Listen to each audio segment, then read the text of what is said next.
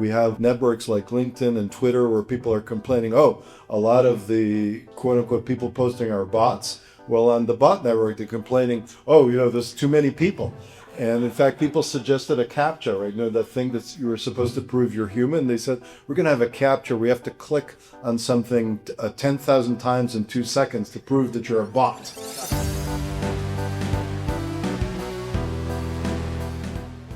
It has been a busy couple of weeks in Seattle, my adopted hometown. Out here on Puget Sound, where all the coffee is strong, the mountains are good looking, and the coders are above average. The bots got their own social network called Moltbook, where 1.5 million AI agents signed up to post and comment and upvote, no humans allowed. And within days, they'd started a religion, invented their own economy, and began plotting how to hide their conversations from the people who made them. OpenAI gave a sense for its ambitions by leasing 10 full floors of office space in downtown Bellevue, basically splitting the difference between Microsoft and Amazon geographically. That seems about right given Microsoft's massive ownership stake and the rumors that Amazon could be in for as much as $50 billion in the ChatGPT maker's next funding round. Meanwhile, down in Olympia, lawmakers proposed new taxes on high earners and startup exits, attempting to chip away at the state's structural deficit and putting cracks in the foundation of Seattle's startup economy. That's at least in the view of quite a number of tech leaders, it seems. Microsoft's financial results were better than expected, and yet the company lost $357 billion in market value. That was in one single day. It came after investors found out all at once that nearly half of the company's future cloud revenue depends on OpenAI. And 1 week after laying off 16,000 more corporate workers, Amazon CEO Andy Jassy told Wall Street that the company was planning $200 billion in capital expenses this year, most of it to build out its infrastructure in what's amounting to a company-defining bet that this is just the start of the AI boom. I'm GeekWire co-founder Todd Bishop, and coming up this week, I'll be talking with computer scientist and entrepreneur Oren Etzioni about this emerging world of AI and agents. But I wanted to start by focusing on those comments from Jassy on Amazon's earnings call, because they seem to really capture this moment in time. Here's what he said. I think this is an extraordinarily unusual opportunity to forever change the size of AWS and Amazon as a whole. I think it also is an extraordinary opportunity for companies to change all their customer experiences, and for startups to be able to build brand new experiences and businesses that would have taken much longer to try to accomplish before that they can do right now. And so we see this as an unusual opportunity, and we are going to invest aggressively here to be the leaders, because like we've been the last number of years, and like I think we will be moving forward. Do you believe him? Investors didn't, apparently, because Amazon stock fell 10% after the earnings report. GeekWire editor Taylor Soper and I were covering the Amazon call together in the office this week, and he captured this fun moment on his recording. One question. If you would like to ask a question, please press star 1 on your telephone keypad. In case you didn't hear it, that was Taylor predicting that the first question would come from analyst Mark Mahaney, a Wall Street veteran who's with the firm Evercore ISI. He's known for 25 plus years of covering internet stocks and also for making pretty consistently bullish calls on Amazon. Our first question comes from the line of Mark Mahaney with Evercore ISI. Should have bet on that. Please proceed with your question.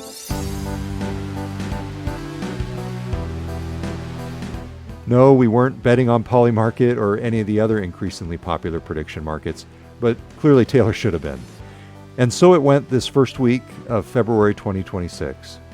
What exactly is going on here, and where are we going next? Stay tuned for my conversation this week at a special live event with AI veteran Oren Etzioni.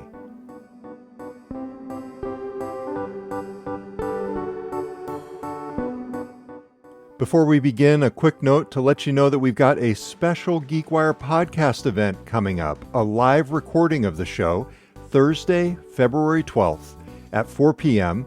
at Fremont Brewing in Seattle's Fremont neighborhood. That's Seattle's Fremont neighborhood, not Fremont, California, just to be clear.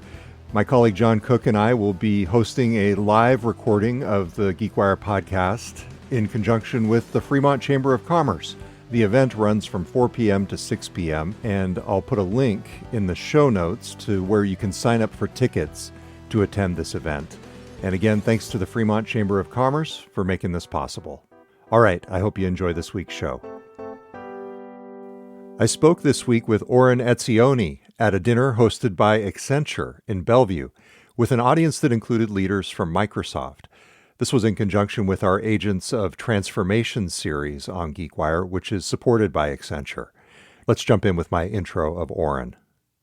It's a pleasure to introduce Oren Etzioni. He was the first person to major in computer science at Harvard University. They invented the degree for him at Harvard. He got his PhD from Carnegie Mellon, and he's been a professor at the University of Washington for more than 30 years. He founded or co-founded multiple startups, including Faircast, which sold to Microsoft, and Decide, which sold to eBay.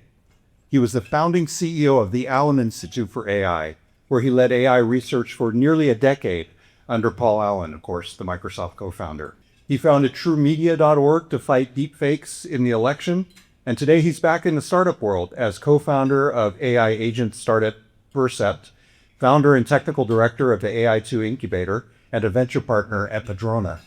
Oren is one of the few people in the world, really, who could talk about AI as a researcher, an entrepreneur, an investor, and a policy voice. And he's been doing it since the 1980s. Oren, welcome.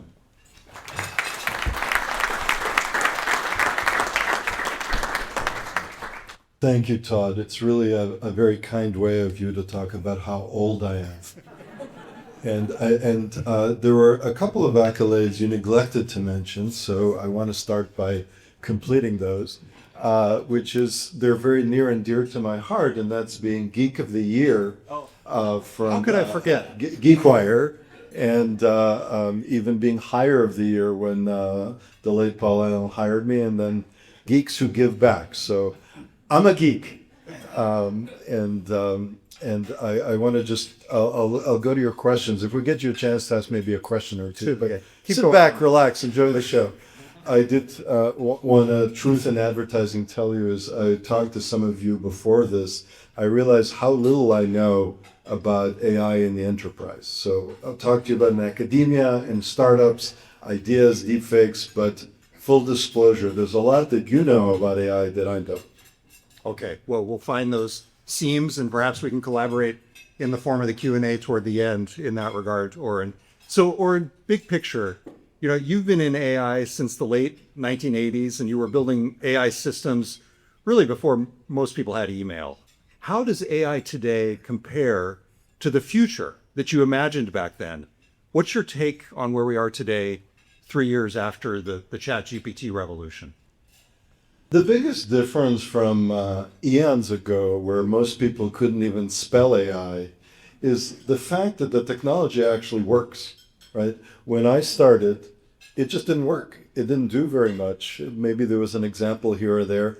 Now, I'm not one to tell you, and you're using it so you know, it's far from perfect, right? We haven't achieved artificial reliability. That's still a ways off.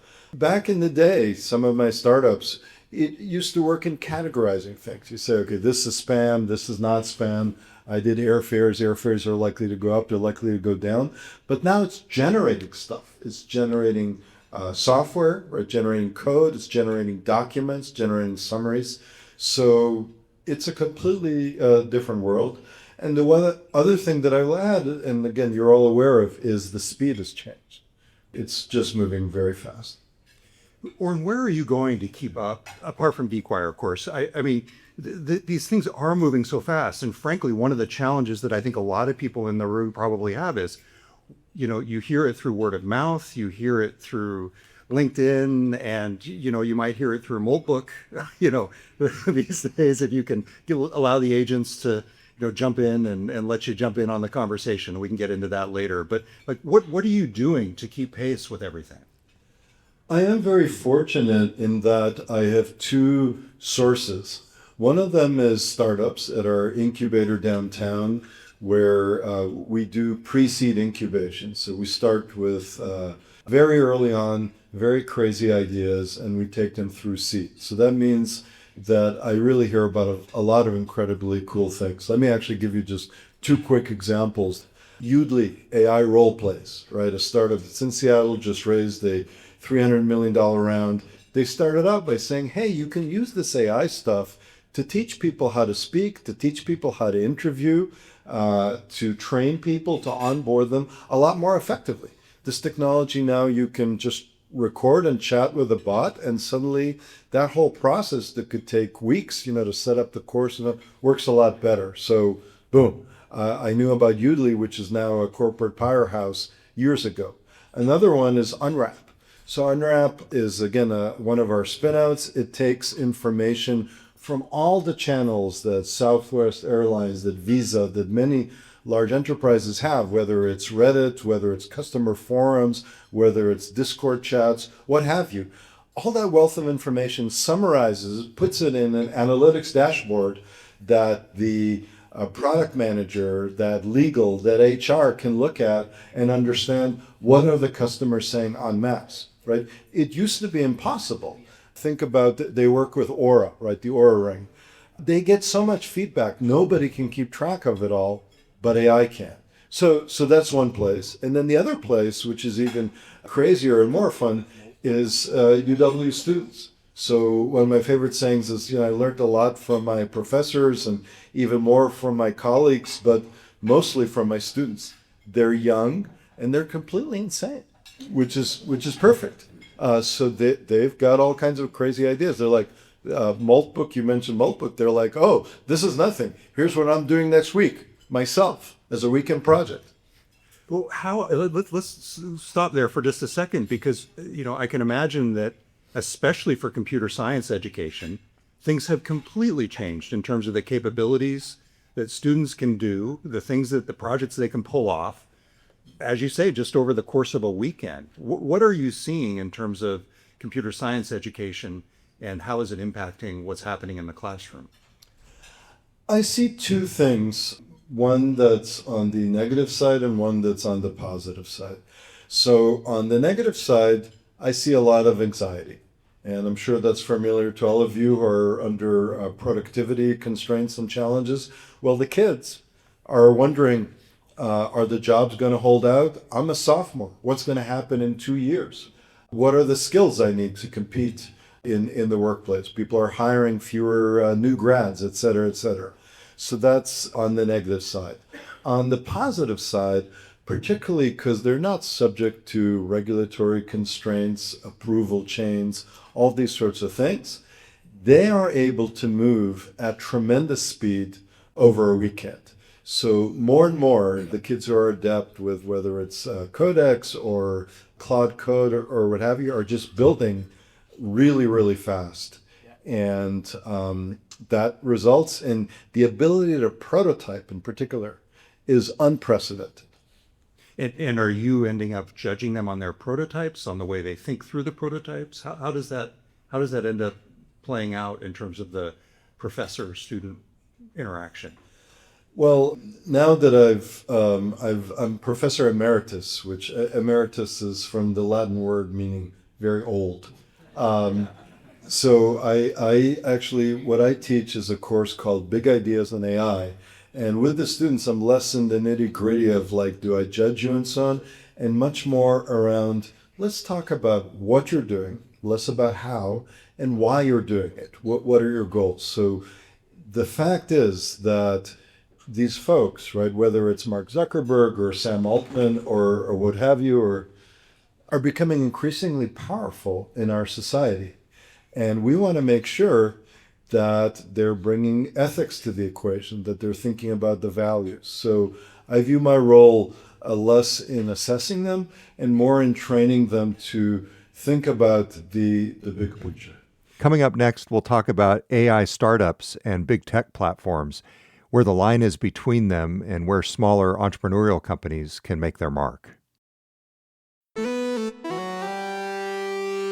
Let's talk about startups, because I think this is an interesting place where we can talk about the seam between the enterprise and these new ventures that are coming up, especially when you look at a company like Vercept, which you're a co-founder of, which is very, very much into the agentic desktop. Where is the line these days between startups and platforms? And in particular, what are you seeing through the AI2 incubator and Madrona and your role in startups? So let me talk about startups in general, and then I'll talk about Vercept in particular. Startups in general are doing something that perhaps a lot of you are doing very part-time, like nights and weekends is a small part of your job. They're doing it in a more systematic and maybe more aggressive fashion. They're taking workflows. They could be in loan origination, they could be in HR recruiting, they could be in marketing, a workflow or a set of workflows, and they are asking, how do I automate that so that's a lot cheaper? How do I make it a lot faster, a lot better? And when they're really good, also, how do I make it so that things you really couldn't do before because they were completely impractical, like read every single customer feedback that came in across hundreds of channels yesterday and summarize it by this morning, right? And then update it in real time multiple times a day. So they're doing that in every industry, and obviously they're fighting challenges. There's thinking about proprietary data, about what's the appropriate UX for this, about compliance and so on. But they're fighting that good fight, and often they're doing that on top of the existing platforms and models. So that is a description of maybe 80% of the startups that I see. And it's amazing, right? I don't need to tell you, it's changing everything. There's a startup that's working in the ICU. How do you make the ICU be a place where nurses do not burn out and where patients get better service using AI? It's everywhere. Vercept in particular has taken the following remarkable challenge. First of all, most of what we see is still chatbots, right? You ask it a question, you get a document back. We're starting to move to actions, where the agent actually takes actions on your behalf. That's basically an agent. What's the difference between AI system and an agent? An agent does stuff. And of course, there's a lot of issues around that. How do you trust it? How do you make sure it doesn't do the wrong thing, etc.? It turns out that a lot of agents are built on kind of rickety infrastructure of various APIs, and then the API changes, or they're scraping websites and the website changes. And that rickety infrastructure is problematic. Vercept's idea was, why don't we just let the agent see what you see on the screen and use advanced AI models to analyze it? So basically, Vercept looks at your screen, finds the buttons, reads the text, analyzes the images, and then is able to do things on your behalf, sometimes a lot faster, because it can look at 100 websites in parallel. And I just find it very enabling. My favorite use case for Vercept is I need to figure out something to do with my Slack or my Windows. I'm a Windows user, whatever it is. And I used to try Microsoft Help. To be honest with you, I gave up on that a long time ago. It never worked. Then I used to go to Google. Then I used to go to ChatGPT, and I would ask ChatGPT, how do I get my Gmail to sync with my Outlook folders locally? And it would spit out a series of 15 steps, and then I'd be flipping, from the Outlook window to the browser to the next step, and then step 12 actually would be wrong because it was a different version of Outlook, blah, blah, blah. And finally I said to ChatGPT, do you work for me or do I work for you? Why don't you do all those steps and just figure it out? And, ChatGPT said, I can't do that, Dave. So came Vercept. Vercept can do that. When you ask Vercept to fix something that's not working on your desktop, it says, yes, sir. How do you look at things like Claude Cowork, Claude Code as, competition to Vercept? Where you see the seam in that specific example between what Vercept is doing, where it can add value, and what the platforms might be able to do with their advantage of being the platforms? The platforms have a huge advantage when it comes to compute, to resources, even to talent, right? They're just, no price seems high enough. One of my co-founders was one of those folks who was grabbed by Meta for what appears to be a just obscene sum of money. I was like, I heard the sum. I was like, why don't you buy the company, suck? That's a good point. Yeah, not an actual. Yes, and I don't know, I think we called this the quote of the year because the CEO, Kiana Asani, when their colleague left, said, "We look forward to joining Matt next year on his private island." That was the comment in terms of the level of compensation. Why didn't Meta just buy the company?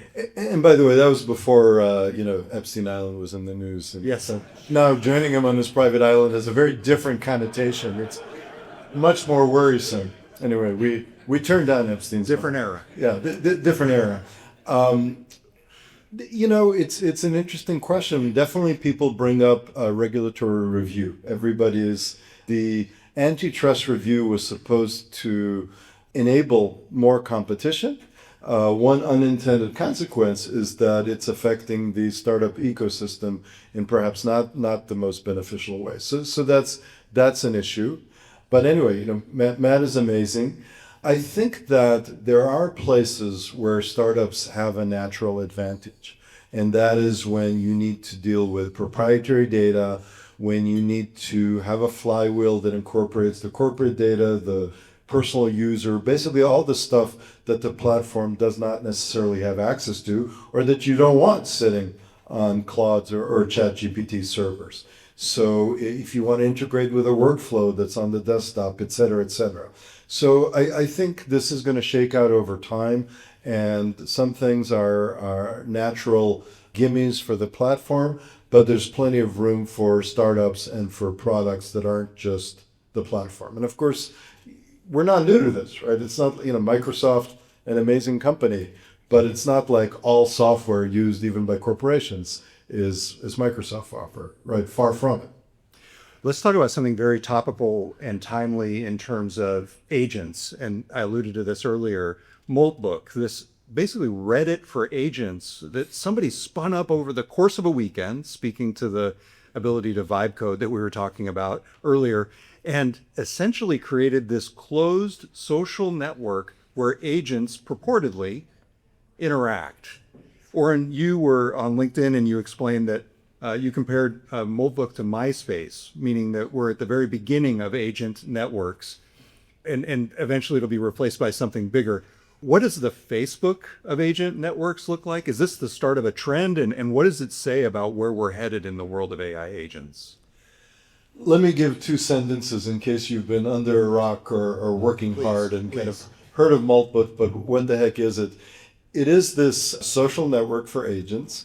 It's been overhyped, right? There were, 1.6 million agents, except there were only like 100,000 posts. And then it turns out that, nobody was actually listening to each other, right? There were kind of a bunch of agents just posting text into the void. Somebody quipped that looking at Moltbook made them feel a lot better about the engagements with their posts on LinkedIn.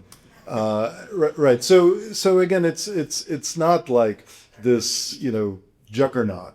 However, it is amazing in what it indicates for the future.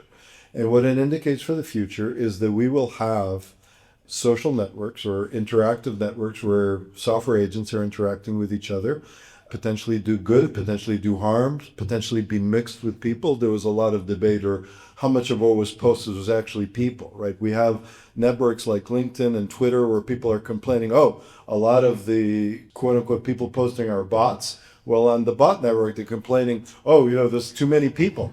And in fact, people suggested a CAPTCHA, right? That thing that you were supposed to prove you're human. They said, we're going to have a CAPTCHA. We have to click on something 10,000 times in 2 seconds to prove that you're a bot, right? So, but again, all these things aside, I think that it's a canary in the coal mine or a harbinger of what we're going to see in the future. And what we're going to see in the future is, first of all, better security, which is really important because Moltbook is a security nightmare.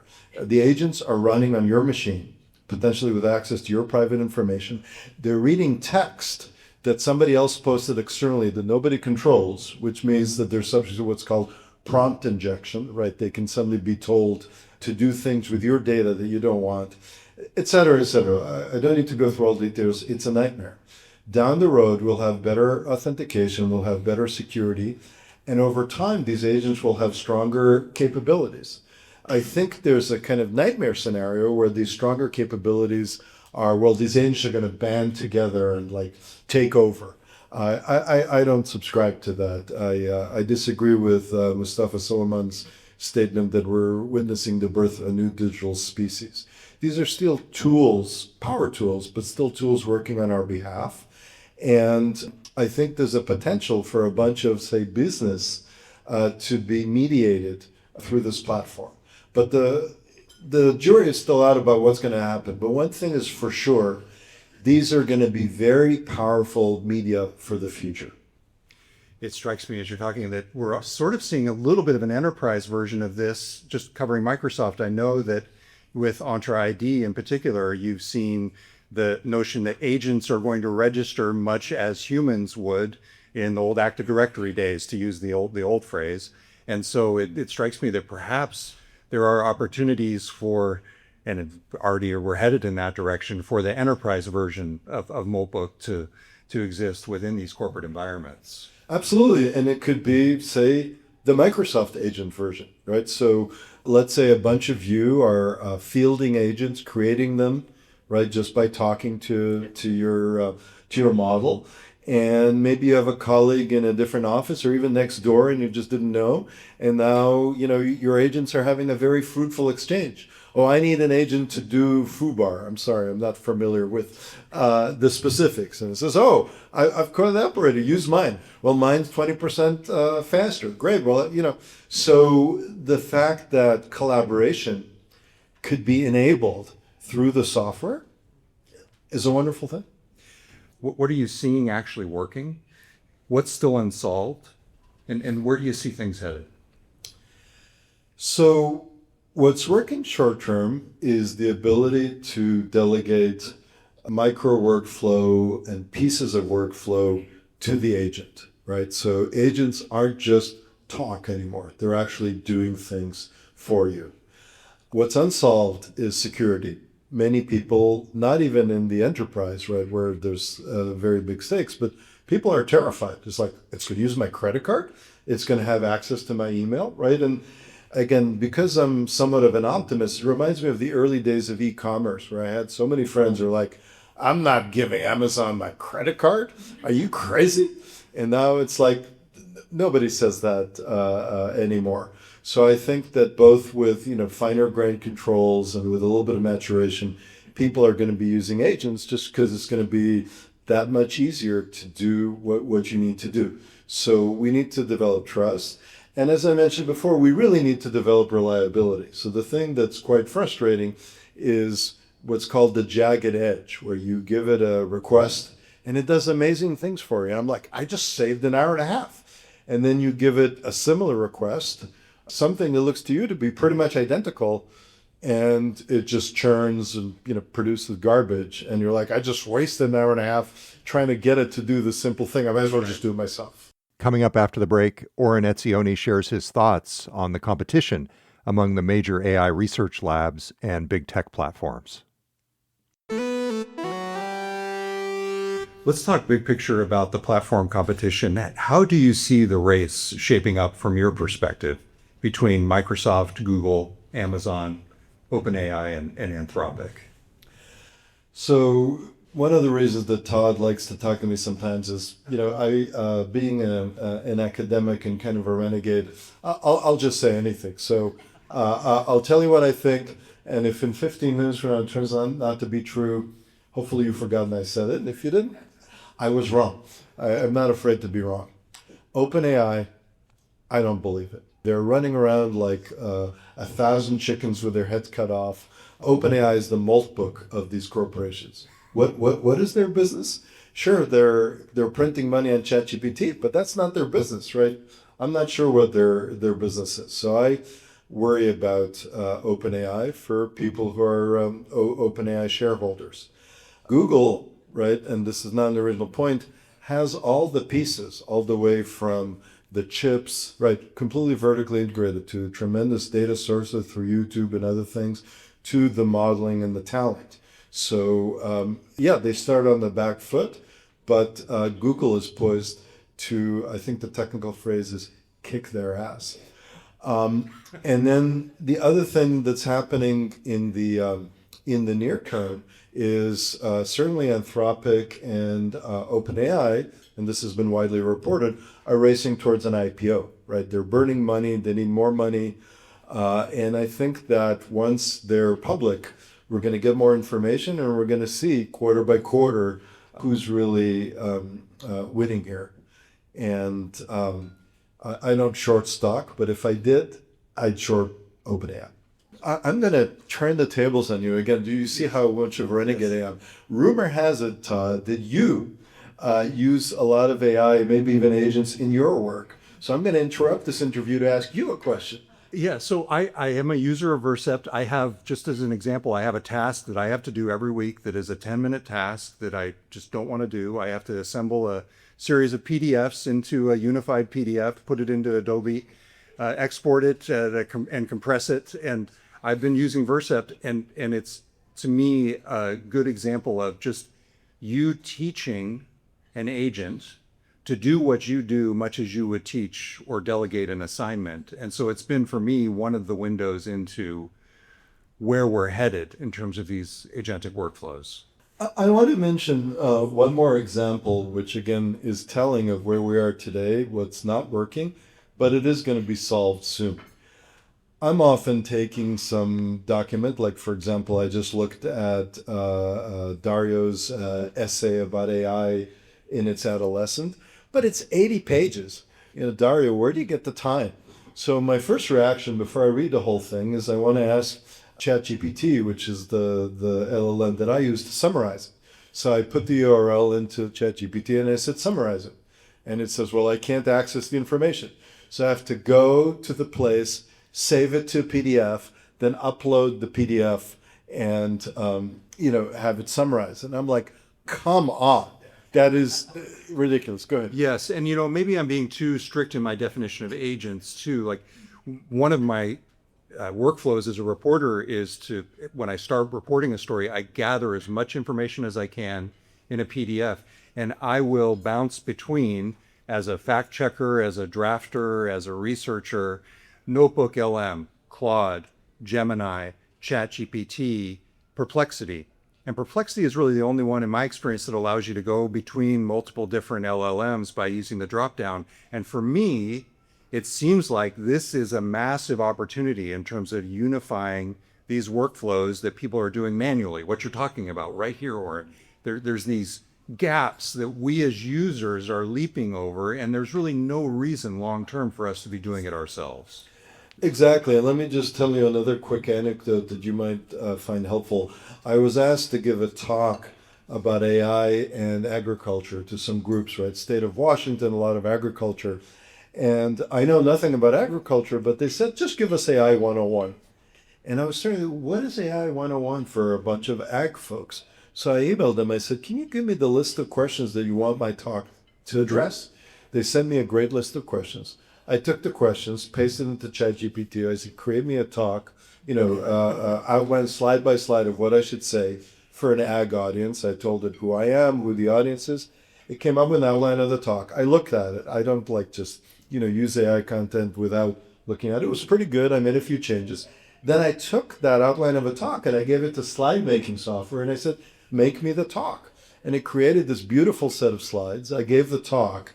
And my punchline at the end was, by the way, let me tell you how I created this. Again, truth, I don't take credit for the AI, but it was a really nice talk. So that's the good news. What I didn't delve into is all the little cut and paste. So the slide making software couldn't just take the outline. I had to actually give it to it slide by slide, which was just silly. Really what I want is just for this to be a one-step, one-click talk creation. And that's coming soon. US and China. Obviously, DeepSeek was much in the news at the beginning of last year. You said that the, quote, China is derivative stereotype is no longer true.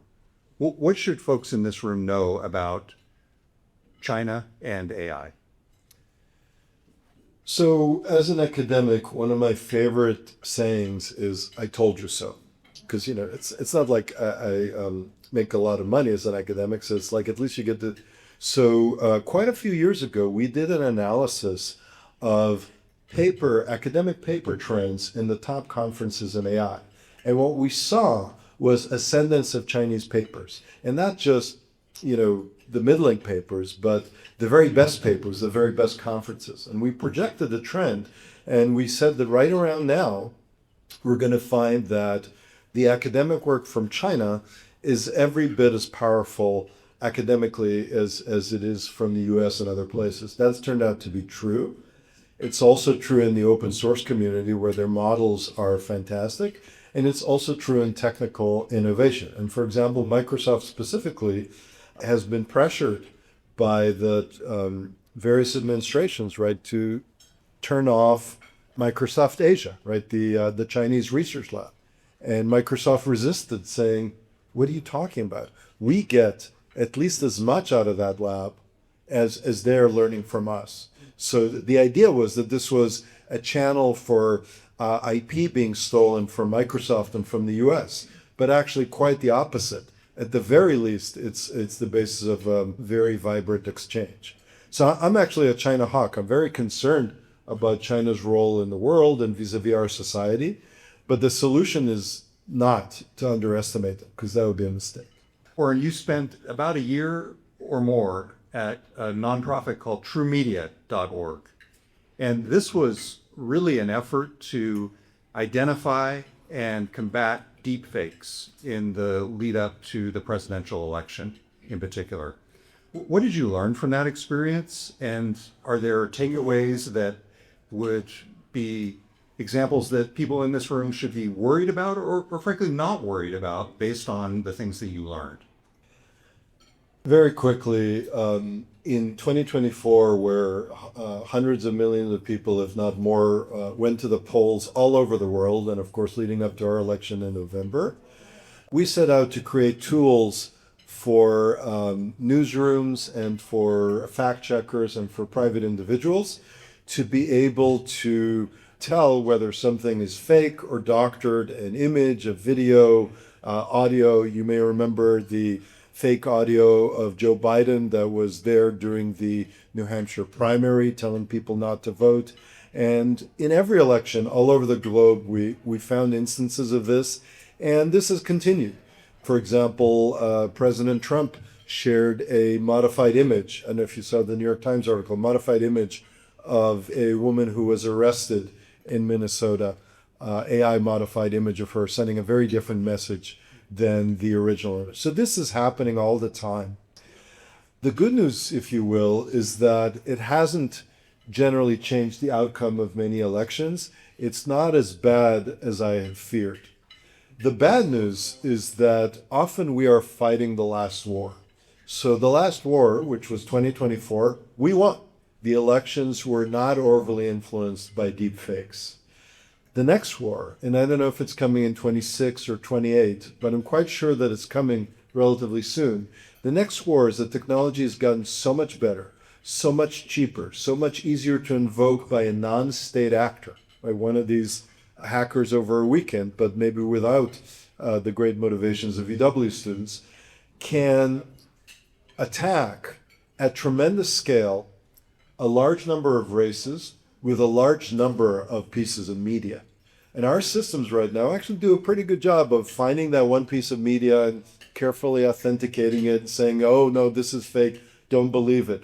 But what if you have 100,000 agents, not on Moltbook, but say on Facebook, etc., promulgating tens of thousands of pieces of media, all corroborating each other to send a message that's the wrong message. And if this is happening in the presidential election, people will notice. But what if this is happening in congressional elections, in school boards, in mayoral elections? What if we start to undermine the very basis of democracy? Our democracy is vulnerable to what would be, let's call it, if you're familiar with the term, DDoS, a denial of democracy attack. And we are not ready for that. Any call to action for the people in this room? I mean, what can be done about that? Brad Smith's organization actually really helped TrueMedia.org, which I really appreciated. And Microsoft itself has gathered with some other companies like Google and Meta to try to create watermarks and to try to build the technological foundation for counteracting this. The thing is, it's not working fast enough, and the solutions are problematic, and I could get into the technical details. The biggest thing you could do is two things. One is educate yourself, your parents, and your kids not to trust what you see, because a lot of people still think, oh, I can sort of tell. You can't tell. Take our quizzes, take the New York Times quizzes. You can't tell anymore with many things what's real. So educate yourself. And then the second thing is increase the urgency of being prepared for this large-scale attack, because it's coming.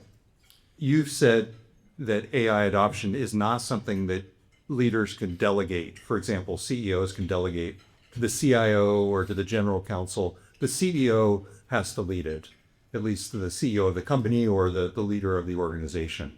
What does good AI leadership actually look like at the top? And what's the cost of getting it wrong or moving too slowly? I could think of three things, but there are probably 50. The first one is every one of us really ought to be using it all the time. So whenever I get asked to do anything, for example, to participate in this interview, my first thought is like, can I delegate that to AI? And not yet, but we'll get there. But seriously, so and I tried with all kinds of things. That's one thing. You got to be using it yourself, whether you're the CEO or whether you're the janitor. The second thing is you need to think about the right incentive structure for your team. So how do I incent the team? Hopefully not through fear, but how do I incent them through positively to innovatively use AI? That's an important structural reform needs to happen. And then the third one is the natural use case for AI is to take what we've been doing before and squeeze more juice out of the lemon. Okay, use an AI, do it twice as fast and twice as well. But the real gold is when you're getting AI to do new things that we just didn't do before, what's called AI native, right? So law firms, right, are now using AI to automate some of the processes. But people are also creating what's called AI native law firms, where you change the business model and you change the entire workflow so that AI is the foundation of what you're doing. So the third thing for leadership is to work with their teams to identify completely new things that lead to new tasks and, of course, new profits. Oren, this is great. I am so glad that your agent has not yet gotten to the level where it can make public appearances, because I'm always grateful to be able to chat with you in person, and we're grateful to have you here tonight. Thank you very much. My pleasure. Thank you. Oren Etzioni is co-founder of AI agent startup Vercept, founder and technical director of the AI2 Incubator, a venture partner at Madrona, and the former founding CEO of the Allen Institute for AI. Thanks to Accenture for hosting the dinner conversation and for underwriting the Agents of Transformation series, which you can find at geekwire.com/agents. Also check out our upcoming Agents of Transformation event, March 24th in Seattle, at geekwire.com/events. Kurt Milton edited this episode. I'm GeekWire co-founder Todd Bishop. Hope to see you next Thursday, February 12th, at our live event in Fremont.